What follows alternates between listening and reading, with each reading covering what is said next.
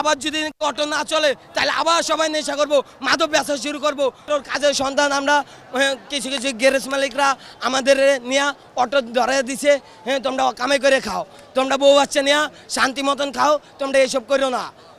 হ্যাঁ আগে নেশা রাস্তাঘাটে চুরি হইতো, ডাকাতি হইতো, হ্যাঁ মানুষের ওটা ছিনতাইগিরি হইতো।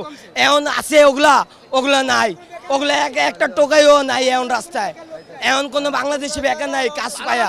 হ্যাঁ সরকার এটা নির্দেশ দিছে দেখেই তো আমরা সবাই কর্ম করে খাইতে পারছি। আজকে এই যে আবার বন্ধ করে দিয়েছে, আবার সবাই রাস্তায় নেমে গেছি, তাইলে এটা কি হইলো? হ্যাঁ আবার জনগণ রাস্তায় নেমে গেল, আবার শুরু হয়ে যাবে আগের মতন। হ্যাঁ নেশা নেশা আবার ধরবে মানুষের। আগে মাদক ব্যস্ত, জায়গায় জায়গায় মাদক ব্যস্ত, এখন এই অটো পায়া মাদক ব্যবসা বন্ধ বন্ধ।